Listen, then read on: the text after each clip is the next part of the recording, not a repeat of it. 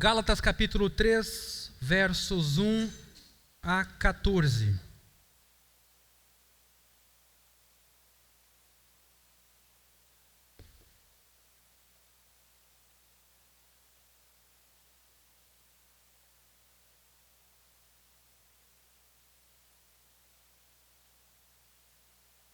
Ó Gálatas insensatos, quem foi que os enfeitiçou? Não foi diante dos olhos de vocês que Jesus Cristo foi exposto como crucificado? Quero apenas saber isto: vocês receberam o Espírito pelas obras da lei ou pela pregação da fé? Será que vocês são tão insensatos que, tendo começado no Espírito, agora querem se aperfeiçoar na carne? Será que vocês sofreram tantas coisas em vão, se é que na verdade foram em vão? Aquele que lhes concede o Espírito e que opera milagres entre vocês, será que ele o faz pelas obras da lei ou pela pregação da fé? É o caso de Abraão, que creu em Deus e isso lhe foi atribuído para a justiça. Saibam, portanto, que os que têm fé é que são filhos de Abraão. Ora, tendo a Escritura previsto que Deus justificaria os gentios pela fé, pré-anunciou o Evangelho a Abraão, dizendo: em você serão abençoados todos os povos. De modo que os que têm fé são abençoados com o crente Abraão. Pois todos os que são das obras da lei estão debaixo de maldição. Porque está escrito: maldito todo aquele que não permanece em todas as coisas escritas no livro da lei para praticá-las. E é evidente que pela lei ninguém é justificado diante de Deus, porque o justo viverá pela fé. Ora, a lei não procede de fé, mas aquele que observar os seus preceitos, por eles viverá. Cristo nos resgatou da maldição da lei, fazendo-se Ele próprio maldição em nosso lugar, porque está escrito: maldito todo aquele que for pendurado em madeiro. Para que a bênção de Abraão chegasse aos gentios em Cristo Jesus, a fim de que recebêssemos pela lei, não, pela fé, o Espírito prometido. Talvez esse é um dos textos bíblicos mais claros e mais próprios para marcar essa transição da antiga aliança mosaica para a aliança no sangue de Cristo, no corpo de Cristo. Você vai ver aqui um contraponto entre espírito, lei, obras e ação divina. Você vai perceber, por exemplo, Paulo criticando os Gálatas, porque tendo Deus começado uma obra no Espírito, pelo Espírito, os Gálatas tomaram para si o protagonismo e começaram a confiar nas obras, adicionando aquilo que Deus havia começado, comportamento, como circuncisão, quem sabe a guarda do sábado. E o que esse texto nos quer mostrar, e isso é fundamental, é que a lei, nesse sentido, então, não tem um papel redentivo, a não ser que você cumpra toda ela, do contrário, ela te condena. Para isso que ela existe, para enquadrar o ser humano e ele se tornar indesculpável, culpável. Para que então a lei aponte para Cristo. O fim da lei é Cristo, na medida em que a minha redenção não está em mim mesmo, mas está em alguém outro, Cristo. E a manifestação do Evangelho. Quando a gente lê esse texto, parece que tudo está claro, mas na vida isso é um pouco difícil ou um pouco mais delicado, porque a gente tende, também na caminhada cristã, a acreditar que Deus já fez algo por nós, mas agora é com a gente. É com o meu devocional, é com a minha oração, é a minha quantidade de oferta dada, é o quanto eu procuro os meus irmãos.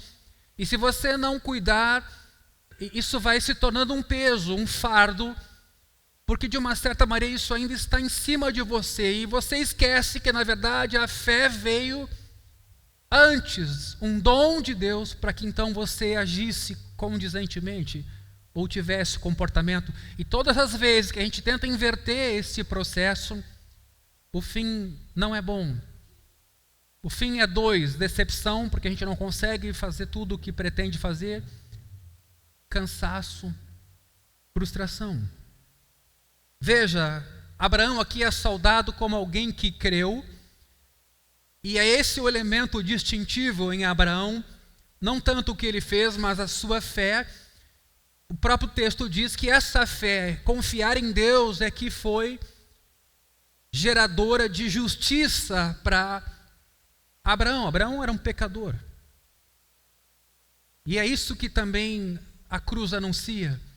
Quando você crê no Evangelho, crê na cruz, você não está fazendo um esforço para isso, você está apenas se entregando àquele que na cruz entregou por você justiça, aquela que você não tinha. Mas todas as vezes que você toma para si a incumbência de ser, de fazer, de se transformar, ou você sofre decepção ou cansaço. E Gálatas aqui é uma carta que está lidando com esse tema. Tanto que ele diz, insensatos. Versículo 2, quero saber, vocês receberam o Espírito pelas obras da lei ou pela pregação da fé? Isso aqui é fundamental. E eu disse isso na semana passada, quer dizer, sou eu que me consagro, então Deus responde? E Deus então é esse mecanismo ou boneco que a gente manipula conforme a nossa consagração, ou Deus é quem começa tudo e na verdade a minha própria busca a Ele é obra dEle. Porque se é assim que eu penso, nós estamos ferindo um pilar fundamental do Evangelho, que é a glória de Deus. Deus faz para a glória de si mesmo. E Ele usa o homem para isso. Mas Ele é o protagonista, Ele é o sujeito, Ele é o autor da peça, como o Felipe agora destacou. Então veja, versículo 2, quero apenas saber isto, vocês receberam o Espírito porque se esforçaram, cumpriram a lei e se consagraram, ou porque lhes foi anunciado o Evangelho e a fé veio como um dom, como uma dádiva. Você não tem noção o quanto isso é importante na maneira como você lida com esposa, trabalho, filhos, teus pecados e tuas tentações. Versículo 3, será que vocês são tão insensatos que tendo começado no Espírito agora querem se aperfeiçoar na carne?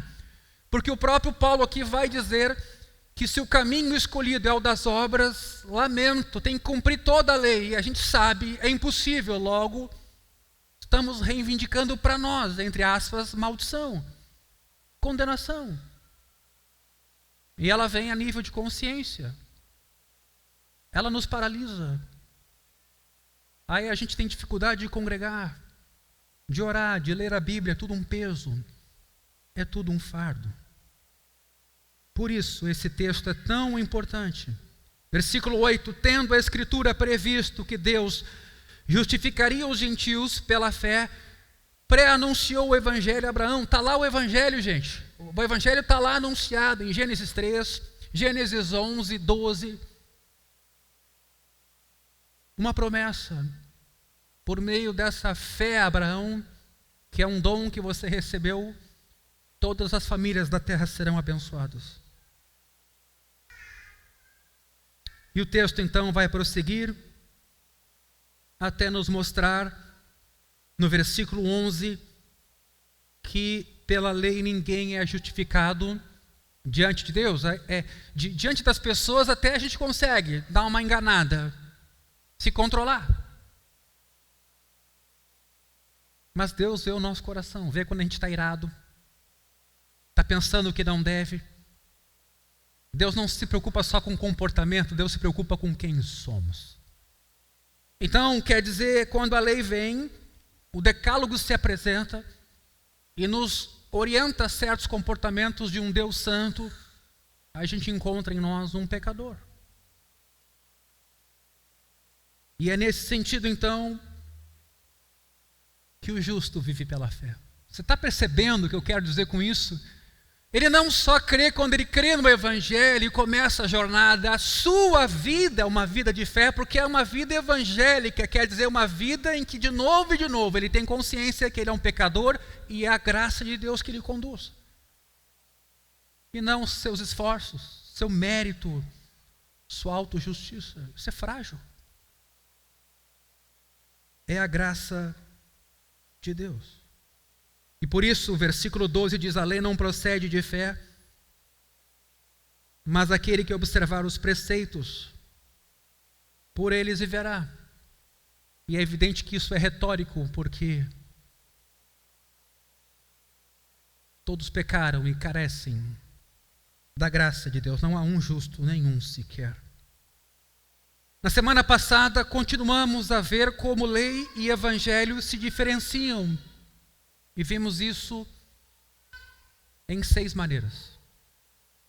Primeiro, lei difere do evangelho, e essa série está terminando hoje. Se você não pegou ela, vá lá no nosso canal do YouTube e acompanha.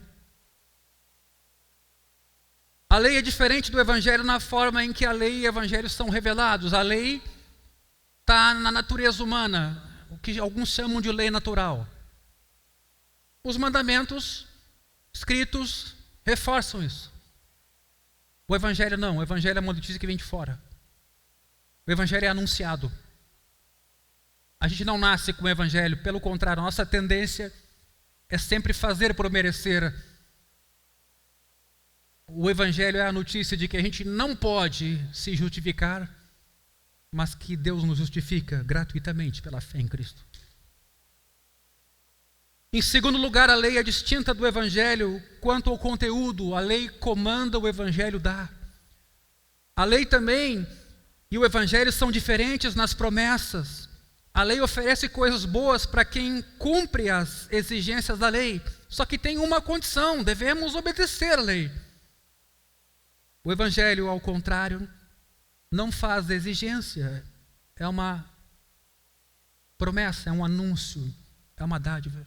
Quarto lugar, a lei e o evangelho, vimos isso até aqui, são distintos também quanto às ameaças. A lei ameaça pecadores com castigo, e é necessário que a lei continue sendo pregada também nesses termos, num momento da vida humana em que o pessoal quer tirar esse poder da lei, torná-la mais elástica, mais amorosa, sabe, para não ofender ninguém, não ofender a autenticidade de alguém. Vamos tirar o poder da lei. Bom, você tira o poder da lei, você tira o poder do diagnóstico e você tira, então, consequentemente, o remédio, que é o evangelho. Não tem como ter evangelho sem lei. Nessa parceria que essas facetas da palavra de Deus têm. Então, a lei ameaça, profere maldição, como está aqui. O pecado merece maldição. Jesus foi para a cruz e maldito estava ele sobre o madeiro. Por quê? Porque sobre a cruz os pecados da humanidade foram colocados. O evangelho, porém, anuncia perdão de pecados para pecadores ameaçados pela lei. Quinto lugar, os efeitos do evangelho são diferentes. A lei exige, mas não capacita ao cumprimento. Lança as pessoas ao desespero, diagnostica a doença, mas não dá a cura. Produz até terror de consciência, mas não oferece conforto. E aí, muito importante, conhecimento da lei não é a mesma coisa que capacidade de cumpri-la. Tem muita gente que pode vir a frequentar os nossos cultos, entender até a fé no sentido de coerência, e não tem nenhum desejo de obedecer a Deus. Não ama a Deus. É uma coisa distinta. A lei traz morte, não vida, porque é uma letra que mata. E aí trabalhamos com esse texto na semana passada, 2 Coríntios 3. O Espírito vivifica, a letra mata. Não tem nada a ver com literalidade, ler a Bíblia sem o Espírito Santo, não. Tem a ver com o fato de que letra aqui é lei, letra referentemente aqui a tábuas da lei de Moisés. Essa lei mata, porque ela nos enquadra. Mas o Espírito, símbolo da nova aliança, vivifica, porque Deus justifica. Sem o Evangelho, a lei só pode ser motivo de sofrimento, como foi no caso do jovem rico. Veja, Mateus 19, 22, diante do convite que Jesus fez ao jovem rico para segui-lo. O que diz o texto? Ele ouve o convite de Jesus a uma renúncia e fica triste. Jesus aqui, de certa maneira, está apresentando lei para ele, de deixar para trás os seus bens. Mas ele não tem a vontade de fazer. O que ele faz? Reage triste. Ele se retira. Em cada ponto, o Evangelho, então, é diferente da lei. Ambos são palavra de Deus, mas têm funções diferentes. Isso vai ficar ainda mais claro hoje.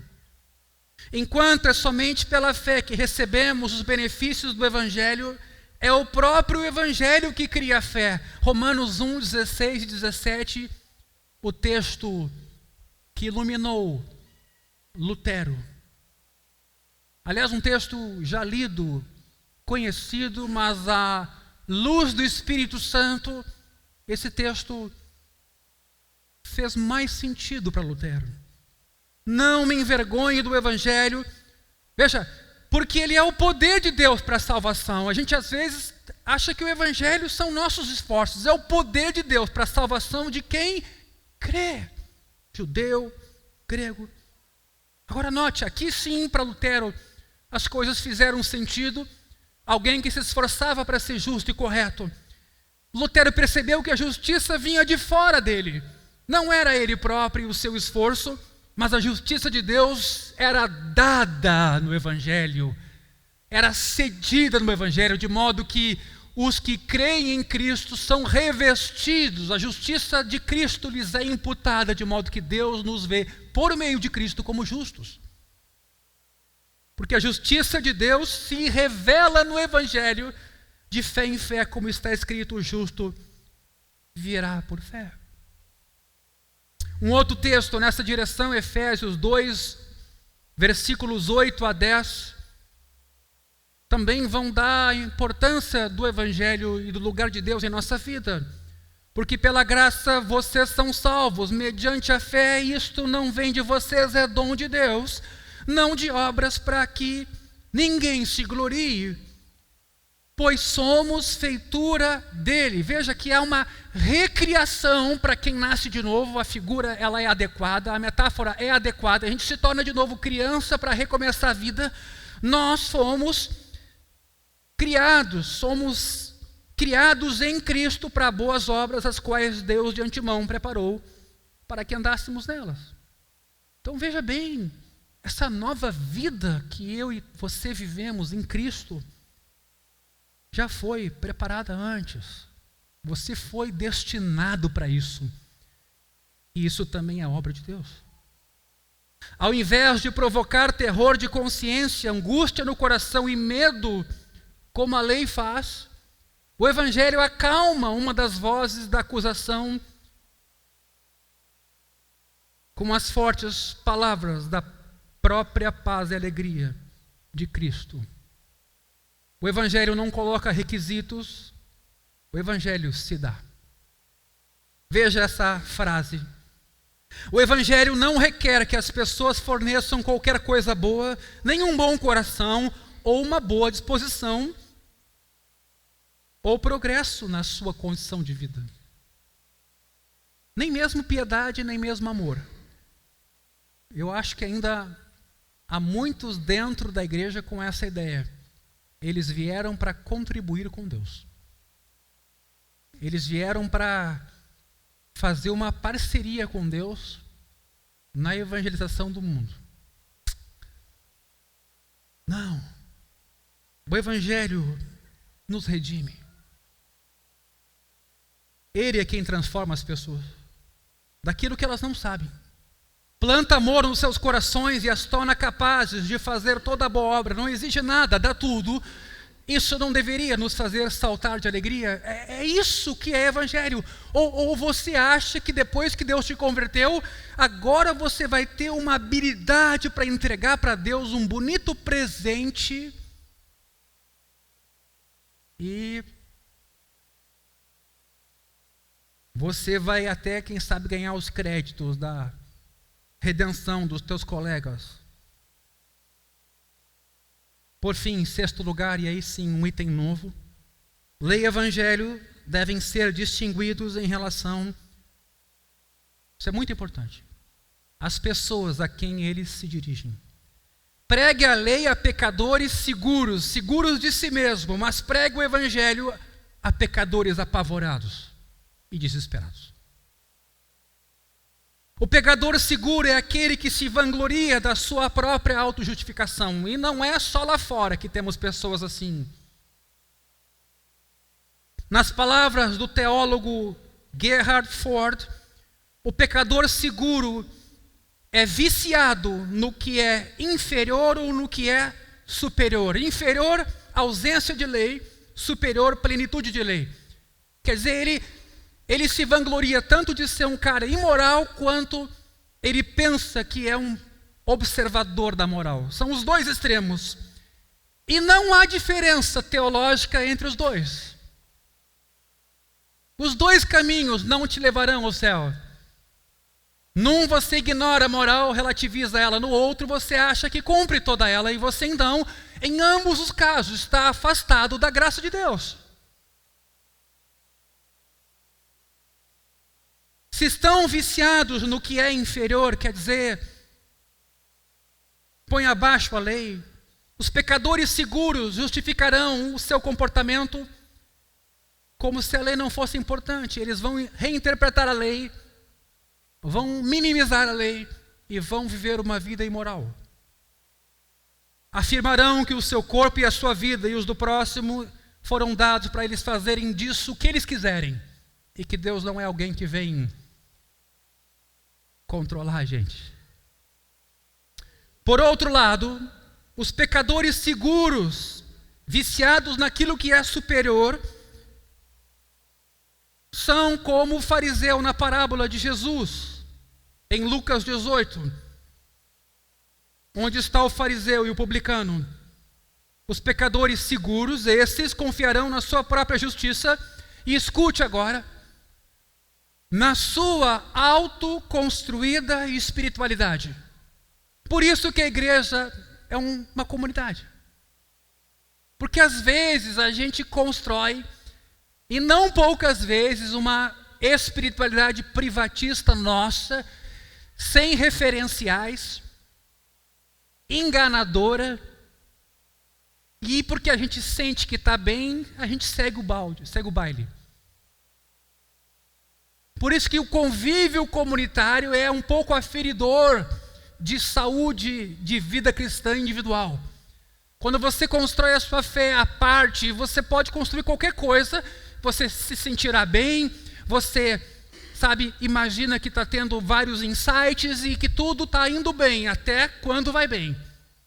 Mas quando você está na comunidade, você vai esbarrar num ou no outro, nem sempre em coisas boas, às vezes em coisas ruins, mas a comunidade dá uma certificação um pouco mais segura de que a sua fé não é uma loucura, não é uma heresia, que respeita a tradição cristã e que não é um engano. Isso é fundamental. Por isso que, claro, a argumentação muitas vezes contra o congregar ou contra a religião de uma boa parte desse mundo secularizado é essa. Você vai ser lá manipulado, bitolado, você vai ser lá dominado, subjugado. Que cada um construa a sua fé. E nós estamos onde estamos hoje.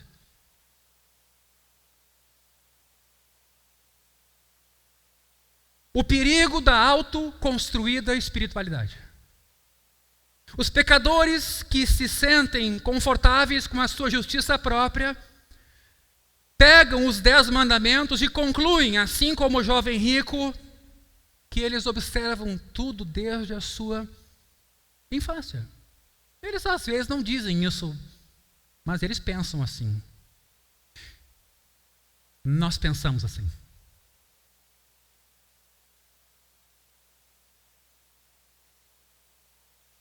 então eles se consideram merecedores da aprovação de Deus. Para os que estão enredados em qualquer dessas inseguranças, cegos à exigência de Deus por justiça total, porque é assim que Deus é, a lei então deve ser proclamada como uma bomba,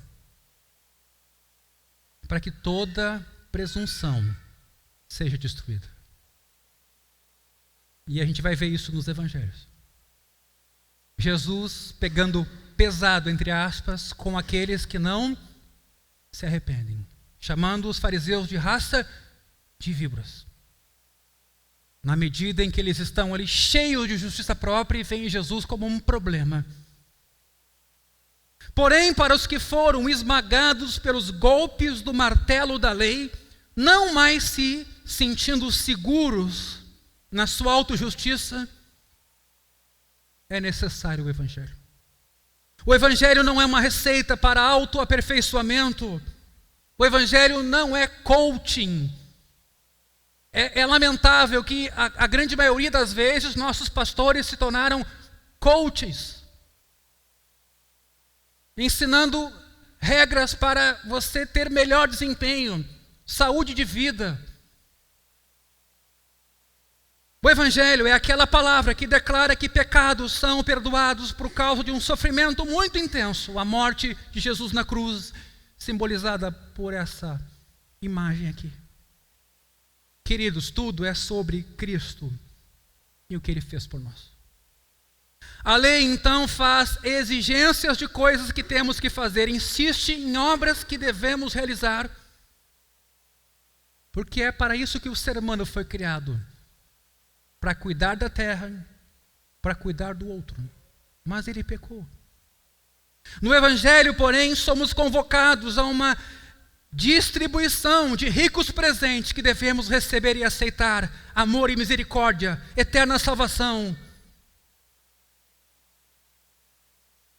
Quando lei e Evangelho, por isso, são confundidos, misturados, a Escritura é mal lida e mal utilizada. O maior problema nosso hoje com relação à Escritura se chama hermenêutica. Se a lei não for distinguida corretamente do Evangelho, a Bíblia vai parecer um livro cheio de contradições. Em uma parte ela condena, em outra perdoa, e você vai ficar perdido. Um texto fala da ira de Deus, que visita pecadores, e no outro Jesus vai lá e perdoa o pior dos pecadores. Como? O ponto é que tanto no Novo quanto no Antigo Testamento Deus revela ira e amor, lei e Evangelho. As Escrituras nos mostram um Deus que mata e faz viver. Isso é um problema para a sociedade do nosso tempo. Não tem como ressuscitar quem não morreu. Não tem como ser salvo quem não foi condenado. Esse Deus faz isso por meio de duas palavras diferentes. Com a palavra da lei, os pecadores são condenados, mas com a palavra do Evangelho, cadáveres espirituais são ressuscitados pela justiça de Cristo, pela fé. Diferentemente da lei, o Evangelho fala da justiça de Cristo, que não é uma realização nossa, mas um presente recebido.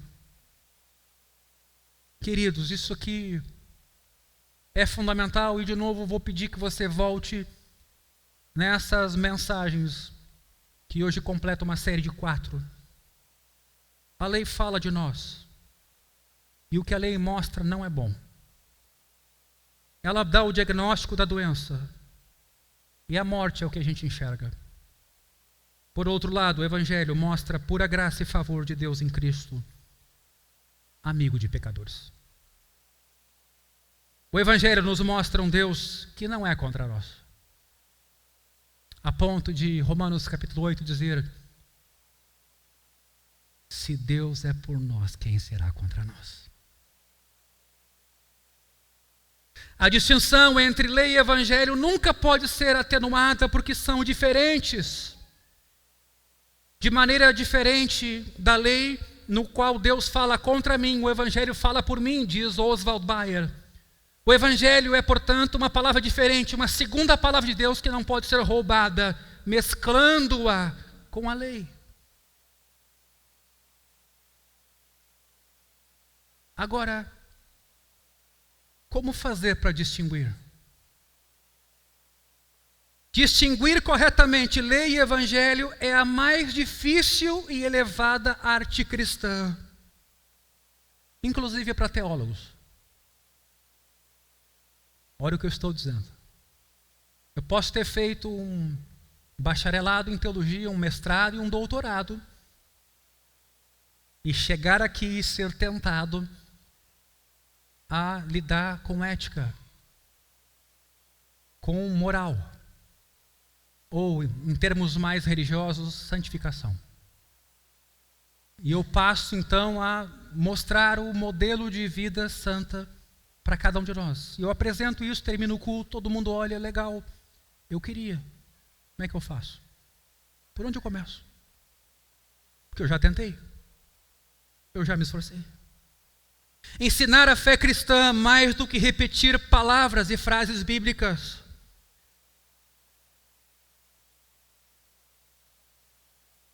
É mais do que repetir palavras e frases bíblicas. É uma arte que requer atenção ao conteúdo e ao sentido da mensagem das Escrituras. O teólogo confessional entende que a doutrina na qual ele se ampara é uma doutrina divina. E quando ele vai então à Escritura, ele se submete à Escritura e prega a partir da Escritura para ser instrumento da obra de Deus. Mas é muito fácil nós nos tornarmos autônomos da Escritura e passarmos a fazer um caminho nosso próprio, da nossa religião, do nosso grupo, da nossa igreja. Por isso eu de novo volto. O que é uma igreja evangélica? Para nós hoje, basicamente, é o que não é católico. Mas se você pega a carta de Paulo aos Gálatas, ele acusa os seus destinatários de estarem num outro evangelho. E ele diz, o qual não é outro. Sabe por quê? Porque não há outro evangelho. Só tem um caminho. Está lá. O pessoal da Galácia começou a se tornar autônomo e começou a fazer um caminho próprio. E Paulo então diz, mas quem fascinou vocês? Quem influenciou vocês que se apartaram construindo um outro evangelho, vírgula, que não existe? Porque o evangelho é um só.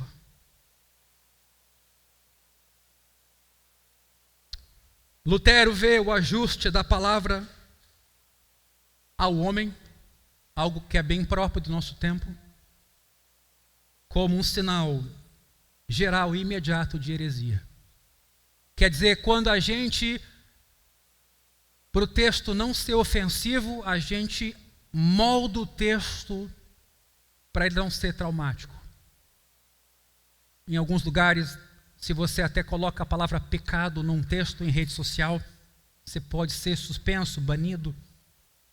Teu vídeo não vai florescer tanto. A gente tem um controle sobre aquilo que eventualmente pode causar condenação. E é nesse sentido que vivemos dias difíceis. Meus irmãos, o valor de um sermão depende não somente do fato de que cada afirmação foi tirada da Bíblia, mas também se lei e evangelho foram distinguidos nesse sermão. Eu posso facilmente elaborar aqui um sermão em que todo ele é texto bíblico. A pergunta é como eu vou organizar os textos entre si, que cadência eles vão ter, que introdução, conclusão essa mensagem vai ter. Quer dizer, um teólogo bíblico, um pastor bíblico, não é aquele que cita textos bíblicos e cuja mensagem necessariamente é apenas recitar a Bíblia. É como ele organiza os textos bíblicos em lei e evangelho com funções diferentes para que a lei diagnostique, o Evangelho remedie. E é nesse sentido que Lutero diz que essa é uma arte que a experiência, os joelhos no chão, é que vão nos dar. Se o mesmo material de construção for oferecido a 2 arquitetos diferentes, veja essa ilustração, um deles poderá construir um prédio magnífico, enquanto o outro, os mesmos materiais usando, pode fazer um estrago. Por ser um tolo, o segundo arquiteto talvez queira começar o trabalho pelo telhado, colocando todas as janelas num só quarto ou dispor as camadas de pedra e tijolos de tal forma que a parede fique torta. Uma casa ficará fora de prumo e tão estropiada que cairá, enquanto a outra ficará firme, será habitável e um lugar seguro para se morar. Os materiais vieram do mesmo lugar.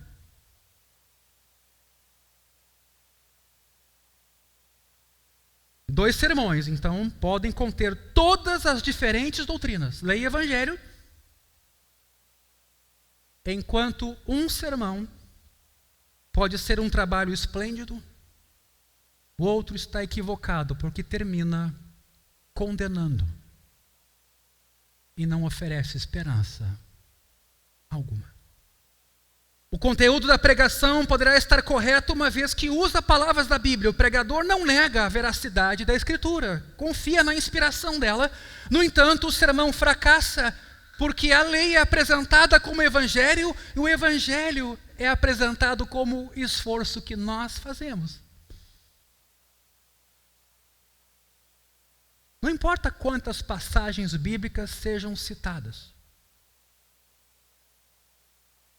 Olha o que Lutero escreve.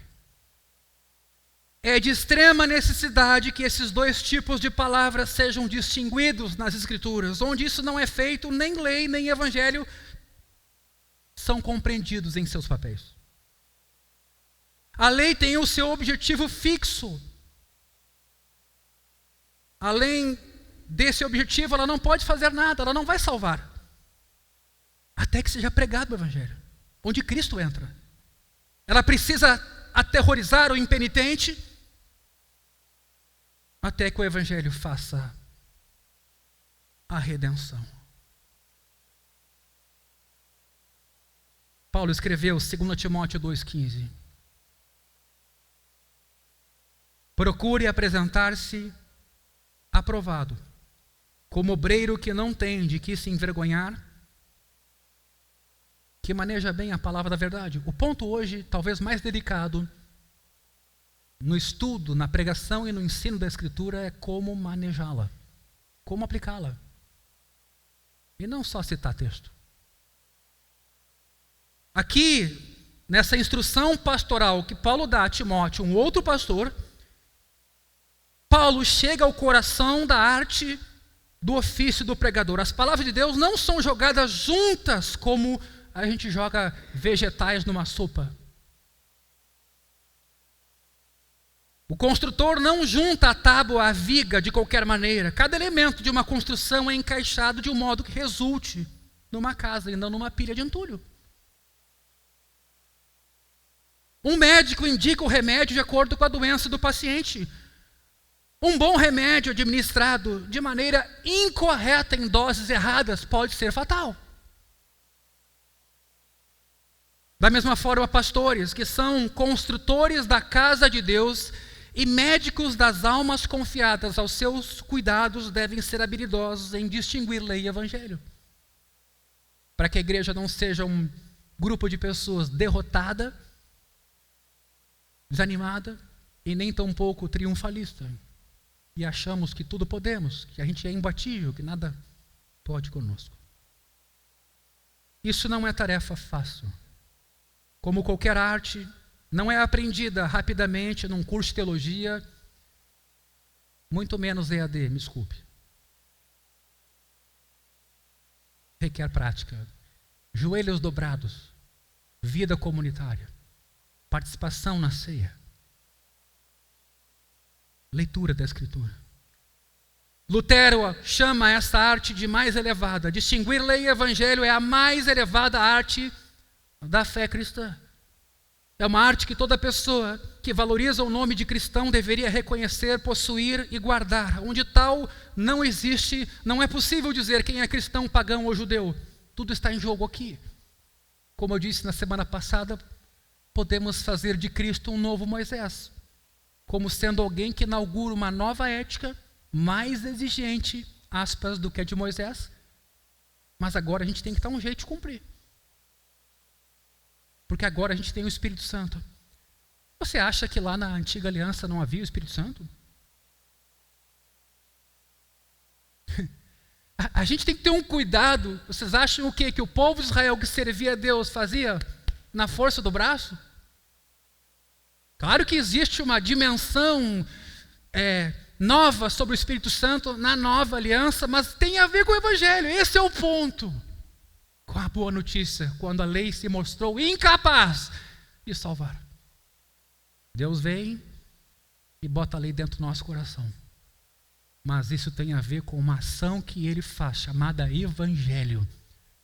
E Ele faz com que a gente ande nos seus caminhos.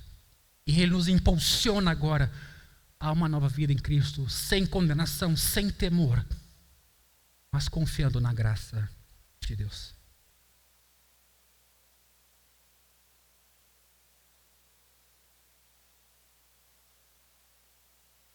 Termino.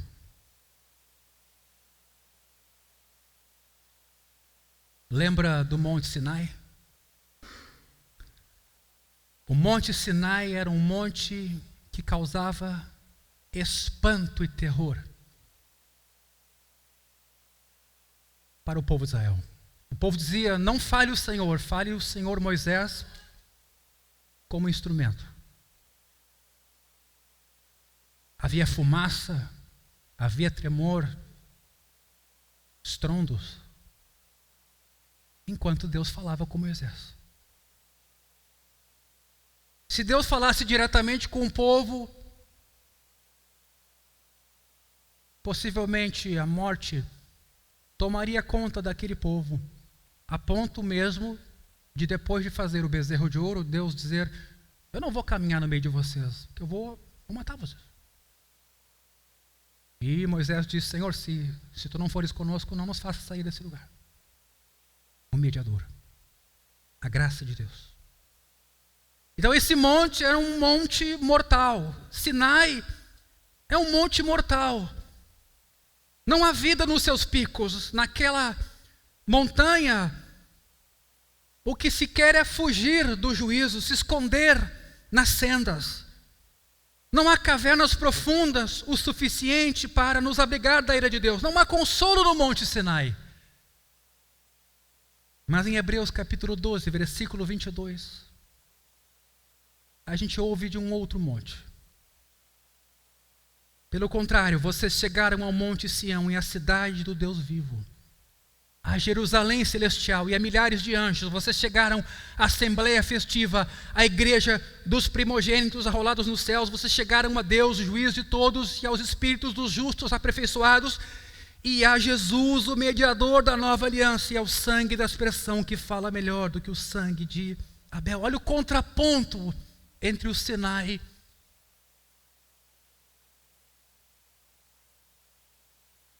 e o Monte Sião. O conflito entre lei e evangelho coloca a nossa fé em julgamento. Será o evangelho realmente a última palavra e a palavra final de Deus que supera a acusação da lei? Ou ainda há alguma coisa que eu preciso fazer para ter paz com Deus? Muitos de nós pensamos isso.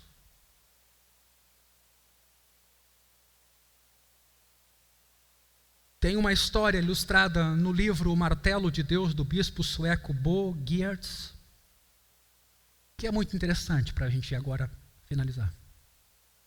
Na sua história, Franz, um homem conhecido por sua piedade, está acamado e morrendo. Como acontece muitas vezes com uma pessoa à beira da morte, a mente dele lembra dos dias antes da sua conversão. Flutuando no seu delírio, o moribundo fala palavras de juramento. Perturbada pelos devaneios impiedosos do pai, a filha, diz assim: estás pensando em Jesus, pai? Ele responde: não consigo, Lena. Não consigo mais pensar.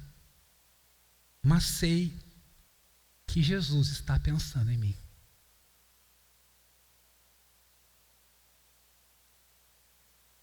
Com essas palavras, um homem à morte distingue lei de evangelho e morre morte cristã. O evangelho não é sobre nossa habilidade de pensar em Cristo, mas sobre sua promessa como amigo de pecadores, sua promessa de que ninguém nos vai arrancar das suas mãos. João 10, 28, eu lhes dou a vida eterna, jamais perecerão, e ninguém as arrebatará da minha mão. Meus irmãos, diante da morte, somente o evangelho serve. Nem dinheiro, nem poder. Agora, nesta semana, um homem muito conhecido no nosso país, com seus 93 anos, seguiu o caminho dos mortais. O autor do Eclesiastes vai dizer para nós: tenham isso em conta. Contem os dias de vocês. E é nesse sentido que, então, quando a gente pensa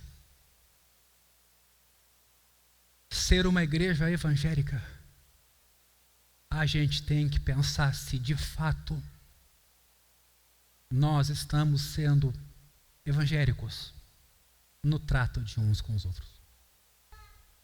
Baixa a tua cabeça. Senhor, nesta manhã, como Paulo disse, desventurado homem que sou. Quem me livrará do corpo desta morte? Tendo a consciência da multidão de pecados que temos, como não correr para a cruz? Como não se abraçar na justiça alheia, imputada de Cristo e nos dada pela fé? Mas quem sabe possamos estar iludidos de que ainda não somos tão ruins assim. Afinal, tem gente bem pior do que nós. E eu ainda vou ao culto todo domingo. Eu evangelizo. Eu ajudei pessoas na enchente.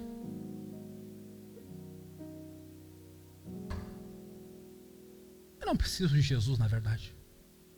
Eu posso dar uma ajuda para Jesus.